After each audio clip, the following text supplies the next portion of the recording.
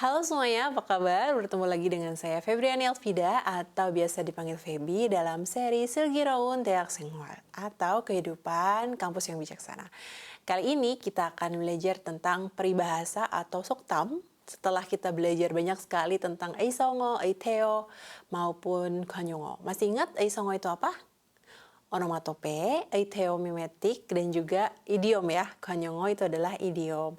Mungkin teman-teman masih ingat apa itu namanya ajang-ajang atau segen-segen, teng-teng juga ada ya. Kemudian kalau yang ganyongonya kita masih ingat comi susita, i 얼굴이 뜨겁다, atau misalkan apalagi komudendon ya. Komudendon itu untuk apa sih? Uang saku anak-anak kecil gitu ya, jadi uang yang tidak seberapa seperti itu. Atau misalkan segen-segen itu untuk bayi yang masih muda, masih kecil gitu, terus dia tidur. Nah, itu namanya segen-segen. Ajang-ajang ketika dia berjalan, seperti itu. Nah, kali ini kita akan belajar tentang suktam atau peribahasa.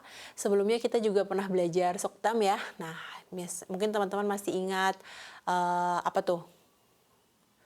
Banyak ya, nanti banyak sekali karena soktam itu panjang, jadi teman-teman bisa refresh. Ada juga yang kita harus berbicara dengan baik sehingga kita mendapatkan yang baik seperti itu. Atau misalkan jangan terlalu sombong kayak gitu ya, karena yang di atas masih ada itu yang merangkak.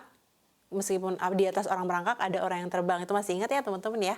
Jadi banyak sekali, nanti bisa dihafalkan kembali kayak gitu ya. Nah, untuk peribahasa kali ini kita akan belajar 5 peribahasa. Untuk yang pertama adalah 배보다 배꼽이 더 크다. Oke, masih ingat B itu adalah perut. Kalau 배꼽 apa berarti? Yang ada di perut itu apa tuh? Udel ya. Jadi 배보다 배꼽이 더 크다. Maksudnya adalah kalau diartikan seperti ini ya, jadi udelnya lebih besar daripada perut. Kira-kira apa nih? Masih ingat yang mirip-mirip dengan Indonesia? Besar pasak daripada tiang. Nah, ini mirip seperti itu. 배보다 배꼽이 더 크다. Itu adalah besar pasak daripada tiang. Kemudian ada 벌집을 건드렸다. 벌집을 건드렸다 itu adalah mengganggu sarang lebah kalau secara literal ya. Jadi maksudnya dia gangguin sarang lebah. Kalau misalkan seperti itu kan berarti lebahnya kan marah ya. Jadi kayak kita seakan-akan menyulut api kayak gitu ya. Nah, kayak gitu. Kemudian yang ketiga, 비 온 뒤에 땅이 굳어진다. 비 온 뒤에 땅이 굳어진다. Maksudnya apa nih? 비 온 뒤에 itu adalah setelah turun hujan, tangi kudojin. Kalau misalkan turun hujan kan biasanya becek ya, tapi seiring dengan berjalannya waktu tanahnya jadi akan keras lagi. Jadi tangi kudojin, itu maksudnya tanahnya akan jadi keras lagi setelah hujan turun kayak gitu. Kemudian yang keempat, 윗물이 맑아야 아랫물이 막다. 윗물이 맑아야 아랫물이 막다. Jadi wimul itu maksudnya air gitu ya, yang di atas harus cerah, harus bersih gitu ya, harus jernih, sehingga yang di bawah, air yang di bawah pun bisa jernih. Jadi misalkan kayak contohnya tuh kayak di pegunungan gitu kan, kalau di atasnya masih jernih, bening gitu kan, berarti ke bawahnya dia akan bening atau jernih juga, seperti itu ya. Kemudian yang terakhir itu mari siga 된다. mari siga 된다. Itu adalah kata-kata yang akan berubah menjadi kenyataan, seperti itu teman-teman. Jadi kalau kita punya yang namanya kata-kata adalah doa gitu.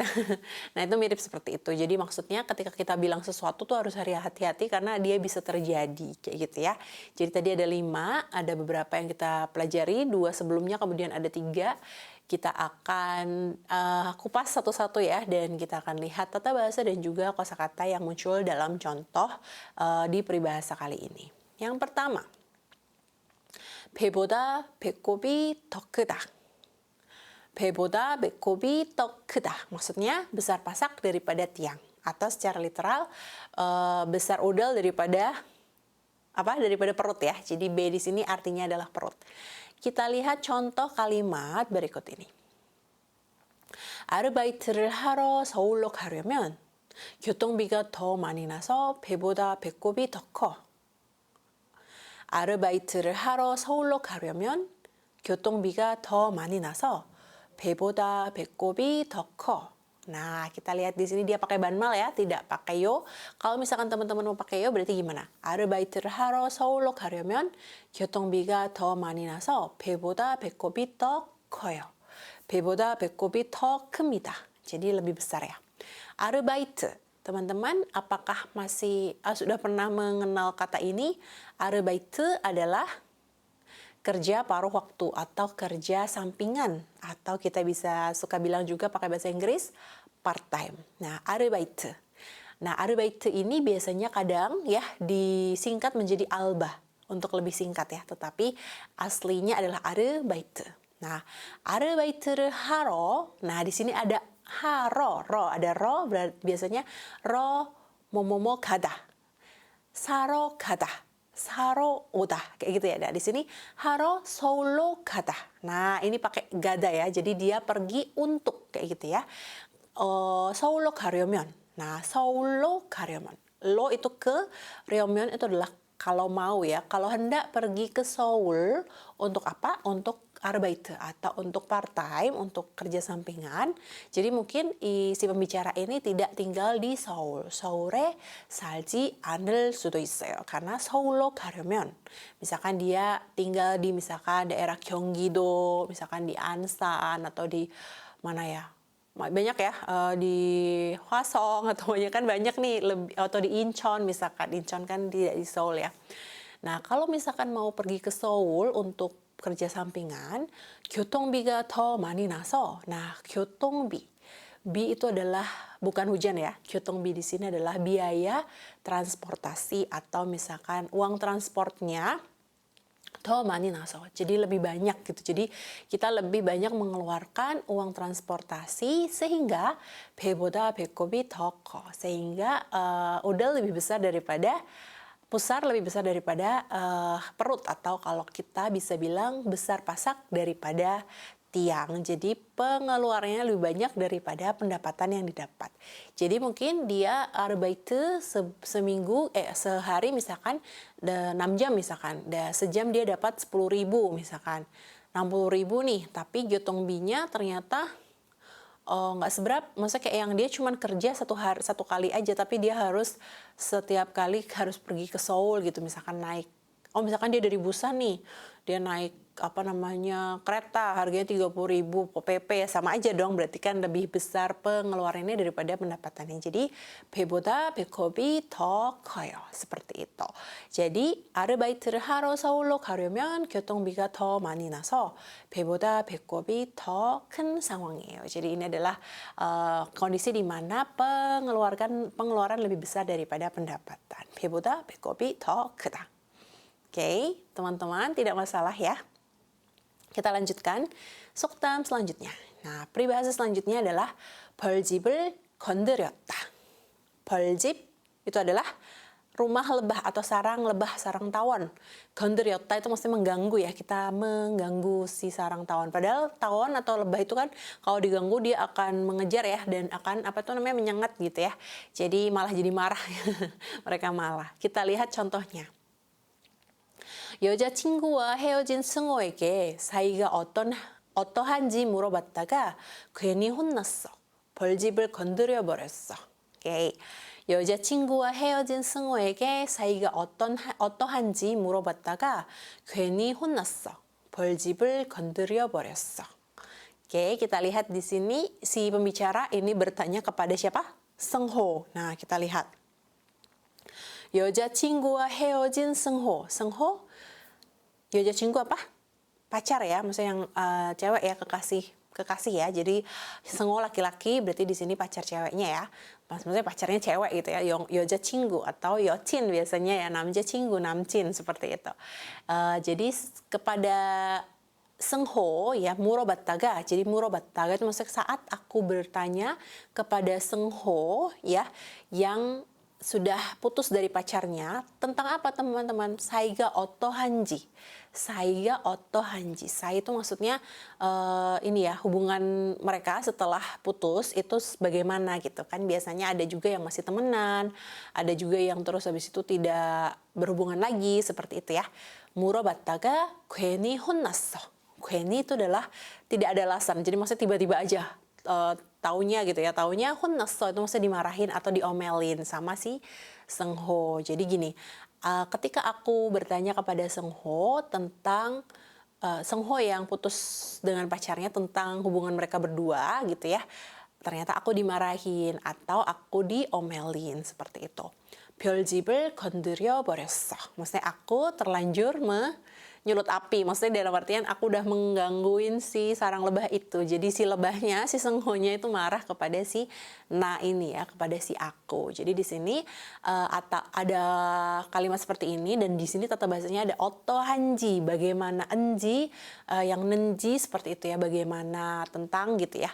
Murobat taga itu maksudnya masih dalam proses itu di tengah-tengah ternyata dia dimarahin. Jadi misalkan hakyo taga terus pas di tengah-tengah aku pergi ke kampus, pergi ke sekolah ternyata aku bertemu siapa misalkan kayak gitu. Nah, itu pakai yang taga seperti itu. Kemudian 혼났어 itu juga sering banget digunakan dalam bahasa Korea ya. 혼나다 itu maksudnya dimarahin, diomelin seperti itu. Kemudian 건드려버리다 itu juga kayak mengganggu atau kayak main-main gitu ya sama sesuatu seperti itu. Nah, 헤어지다 di sini adalah putus atau berpisah ya teman-teman ya. Jadi dia sudah lampau sehingga 헤어진 gitu ya, yang sudah putus gitu, kayak gitu teman-teman. Jadi Gwenny juga sering banget digunakan. Gwenny di sini adalah for no reason atau tanpa alasan tiba-tiba dimarahin gitu ya. Atau misal Gwenny 물어봤어, aku kayaknya aku sia-sia deh ini ternyata bertanyanya gitu, maksudnya kayak yang kenapa sih aku bertanya gitu ya, tahu gitu enggak. Nah, itu biasanya pakai Gwenny kayak gitu ya. Jadi 벌집을 건드렸다 itu adalah mengganggu sarang lebah. Jadi maksudnya kalau dalam bahasa Indonesia mungkin mirip dengan menyulut api. Jadi ya udah terus kebakar, maksudnya kita marah gitu ya, kena marah seperti itu. Oke. Tadi kita belajar tentang 배보다 배꼽이 더 크다, itu ada besar pasak daripada tiang, dan juga 벌집을 건드렸다. Itu maksudnya adalah mengganggu sarang lebah atau kayak terus kita menyerot api seperti itu ya.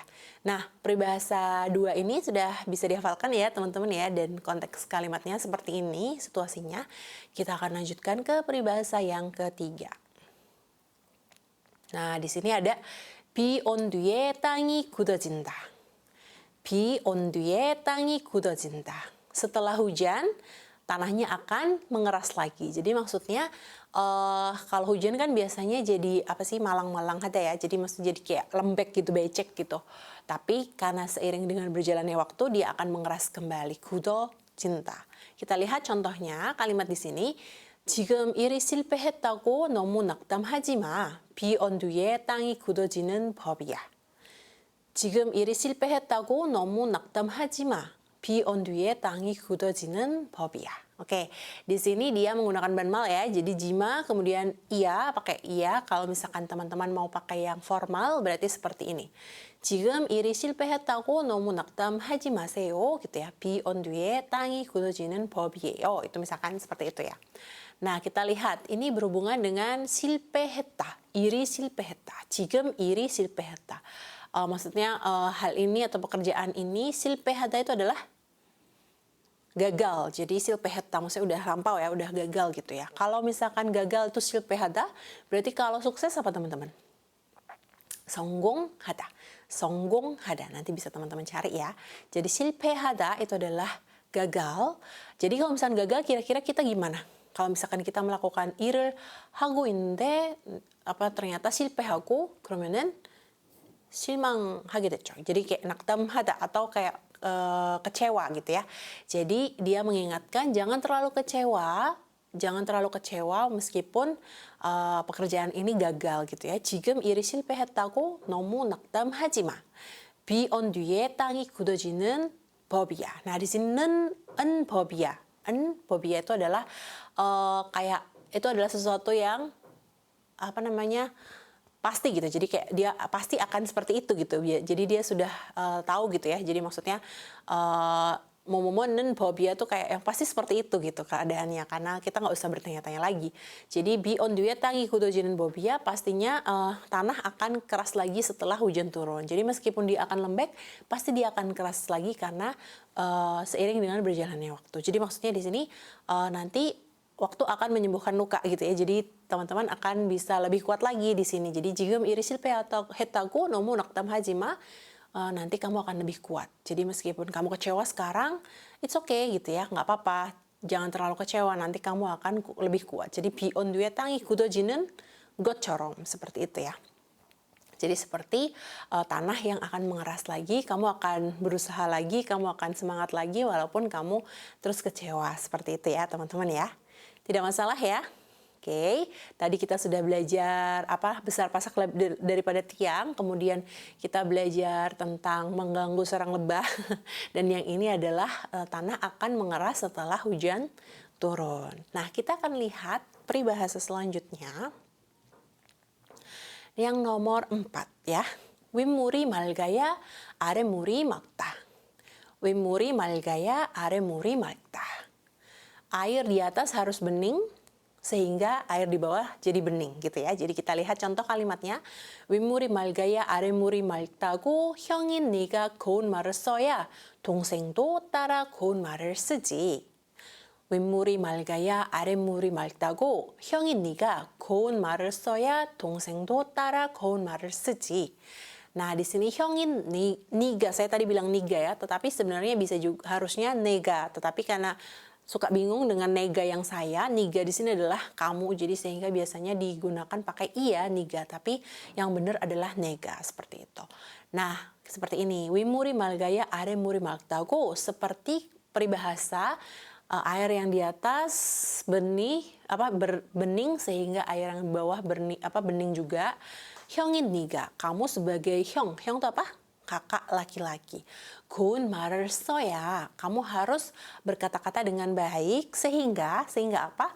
동생도 따라 고운 말을 쓰지. sehingga adik juga tara itu dari kata tarda, itu adalah mengikuti apa? Berbicara dengan baik. 고운 말을 쓰지, kayak gitu. Jadi mungkin ini adalah perkataan dari orang tua ya kepada anaknya. Jadi kayak kamu harus mencontohkan yang baik supaya adikmu itu melakukan yang baik juga. Jadi ini maksudnya mencontohkan yang baik kayak gitu ya. Ini biasanya digunakan juga ketika teman-teman ada di kampus atau di perusahaan atau di organisasi. Jadi 윗물이 맑아야 itu maksudnya kayak yang atas tuh harus bagus sehingga yang bawah itu bagus gitu ya. Misalkan kalau di 회사 atau misalkan organisasi, leadernya atau kayak misalkan atasannya itu harus bagus dulu gitu ya, harus pas dulu sehingga nanti bawahannya juga bagus gitu. Jadi kayak dia mencontohkan dengan baik.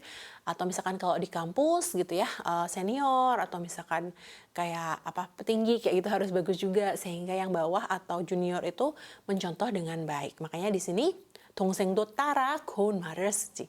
Adikmu juga akan menirukan berkata yang baik kayak gitu. Kalau misalkan 형nya 고운 말을 쓰지 않으면 jadi adiknya juga akan mencontoh. Jadi 윗물이 맑아야 아랫물이 맑다. Itu adalah harus mencontohkan yang baik karena yang atas baik, yang bawah juga baik. Seperti itu ya teman-teman ya. Nah, jadi ini bisa digunakan ketika di 조직 atau 회사 atau misalkan di keluarga. Di sini kan contohnya di keluarga ya. Jadi dicontohkan gitu, mencontohkan yang baik kepada yang di bawahnya gitu. Nah, kalau di sini 고운 말 itu maksudnya kata-kata yang baik ya, dari kata 곱다 itu bagus ya, maksudnya indah seperti itu. Jadi maksudnya tidak berkata yang buruk. Kemudian di sini bla bla bla ya itu harus ya teman-teman ya. Misalkan 써야 한다 atau misalkan 읽어야 한다 atau 가야 하다, 가야 했어요, saya harus pergi, seperti itu. Nah, di sini ada ji ya, seji, maksudnya dia tuh kayak menekankan, ya nanti dia akan gitu dong, kayak gitu ya. Atau misalkan bertanya, misalkan, 가지요, 가지, gitu, kamu sudah pergi, kepakaikan, kayak gitu ya. Itu bisa untuk menggunakan kata tanya seperti itu. jadi 윗물이 맑아야 아랫물이 맑다고 형인 내가 고운 말을 써야 동생도 따라 고운 말을 쓰지. Jadi kayak mengingatkan orang tuanya. Oke, sampai sini tidak masalah ya teman-teman ya. Ya, kita akan lanjutkan di 속담 terakhir. Nah, di sini adalah 말이 씨가 된다. 말이 씨가 된다. Itu adalah kata-kata yang akan terjadi, maksudnya dia akan menjadi benih gitu ya. Si itu sebenarnya benih sih di sini. Jadi bisa kayak kata-kata adalah doa, itu akan menjadikan sesuatu yang kita bicarakan gitu ya. Contohnya di sini 말이 씨가 된다고 그런 말 하지 마. 정말 비가 많이 와서 홍수가 나면 어떻게 해? 말이 씨가 된다고 그런 말 하지 마. 정말 비가 많이 와서 홍수가 나면 어떻게 해? Nah, kita lihat di sini. Katanya kata-kata adalah doa. Jadi mari siga 된다. 그런 말 하지 마. Jangan bicara seperti itu. 그런 말 하지 마. Ini adalah banmal ya. Jadi misalkan pakai 그런 말씀 하지 마세요 atau 그런 말 하지 마요 itu juga bisa ya. 정말 비가 많이 와서 benar-benar 청수가 나면, nah ini pakai 면 ya di sini. Kalau 정말 비가 많이 와서. Kalau misalkan hujan benar-benar turun deras, 홍수가 나다. 홍수가 나다 itu adalah banjir ya. Jadi kalau misalkan hujan deras terus banjir, bagaimana? 어떻게 해? Kayak gitu. Jadi mungkin orang ini bilang, oh 나중에 비가 많이 와서 홍수가 날 거야, misalkan kayak gitu. Atau 홍수가 나면 어떡하지? Misalkan seperti itu ya. Kayak dia tuh sebenarnya kayak mau apa sih, kayak menyampaikan pendapatnya aja, tapi 말이 씨가 된다는 말이 있어서 gitu ya. 그런 말 하면 안 되는 거예요. Jadi harus berhati-hati dalam berkata-kata, karena kalau misalkan di Indonesia kita bisa tahu ya kata-kata adalah doa. Misalkan nanti kalau ini gimana loh gitu. Atau biasanya kalau misalkan di drama-drama yang kayak drama kedokteran gitu ya, pasiennya kok nggak ada sih gitu. Kayak dia bilang ternyata pasiennya pada banyak gitu ya. Jadi kayak mari siga 된다. Nah itu kata-kata itu adalah bisa menjadi kenyataan seperti itu ya. Jadi di sini tentang 홍수가 나다 atau banjir, teman-teman. Salah satu kata-kata yang berhubungan dengan bencana, 홍수가 나다, atau misalkan 지진이 나다, atau apalagi ya, banyak ya. Jadi 지진 itu adalah gempa bumi, seperti itu. 홍수 itu adalah banjir. Atau misalkan 폭우 itu kayak hujan deras banget, badai, seperti itu. 태풍 itu kayak topan, atau angin, kalau dalam bahasa Jawa lesos, angin lesos gitu ya, angin topan atau badai, seperti itu. Jadi 말이 씨가 된다고 그런 말 하지 마. 정말 비가 많이 와서 홍수가 나면 어떻게 해? Seperti itu. Jadi ini adalah salah satu contoh peribahasa. Kita sudah banyak belajar ya. Coba kita lihat dari awal. Nih ya, yang pertama kita sudah belajar tentang besar pasak daripada tiang, 배보다 배꼽이 더 크다. Jadi dia mau arbeite sampai Seoul, 교통비가 너무 많이 나서 배보다 배꼽이 더 커. Jadi pengeluarannya lebih besar daripada pendapatan arbeitenya. Atau 벌집을 건드렸다. Nah ini adalah mengganggu sarang lebah. Jadi maksudnya dia Sengo에게 사이가 어떠한지 물어봤다가 혼났어 gitu ya. Dia dimarahin Sengo karena bertanya tentang hubungannya sama mantan pacarnya. 벌집을 건드려 버렸어. Jadi dia mengganggu siapa namanya, sarang lebah. Jadi kayak menyulut api gitu. Terus yang ketiga, 비 온 뒤에 땅이 굳어진다, itu seperti tanah yang akan mengeras setelah hujan turun. Jadi 실패했다고 너무 낙담하지 마. 비 온 뒤에 땅이 굳어지는 법이야. Jadi kita akan seiring dengan berjalannya waktu, kayak kita akan lebih kuat lagi gitu ya. Yang keempat, ini tadi ya, untuk keluarga, wimuri malgaya aremuri malta, atau untuk organisasi maupun perusahaan, kalau di atas bagus, maka di bawah juga bagus. Jadi kayak harus mencontohkan dengan baik, seperti itu. Dan yang terakhir ada mari 씨가 된다. Jadi kata-kata akan menjadi kenyataan, atau misalkan kata-kata adalah doa sehingga menjadi kenyataan. mari 씨가 된다고 그런 말 하지 마. 정말 비가 와서 홍수 나면 어떻게 해? Gitu ya. Jadi kalau nanti banjir beneran gimana gitu ya. Jadi mari 씨가 되는 말이에요. Nah, kita akan melihat di sini ya, 배보다 배꼽이 더 크다, besar pasak lebih daripada tiang, 벌집을 건드렸다, mengganggu sarang lebah atau menyulut api, seperti itu. Kemudian ada 비 온 뒤에 땅이 굳어진다, tanah yang mengeras setelah hujan turun. 윗물이 맑아야 아랫물이 맑다, air di atas jernih, maka air yang di bawah pun jernih. Jadi harus mencontohkan yang baik, karena atas baik, bawah pun baik, kayak gitu ya. Kemudian yang terakhir, mari 씨가 된다, ini adalah kata-kata akan menjadi kenyataan. Jadi harus berhati-hati dalam berkata-kata. Tidak boleh seenaknya saja karena takutnya nanti terjadi. Gitu ya teman-teman ya. Jadi ini walaupun panjang, teman-teman bisa menghafalkan suktam atau peribahasa 5 ini dan nanti menggabungkannya dengan yang sebelum-sebelumnya. Dan ketika teman-teman nanti berbicara gitu ya, bisa menggunakan peribahasa ini dengan mudah. Jadi Marisiga Doenda contohnya itu juga banyak sekali digunakan di Korea ya. Jadi mungkin bisa dicari contoh-contoh lainnya supaya bisa lebih paham. Kita akan bertemu lagi di materi selanjutnya. Terima kasih banyak teman-teman. Kamsahamnida, sampai jumpa.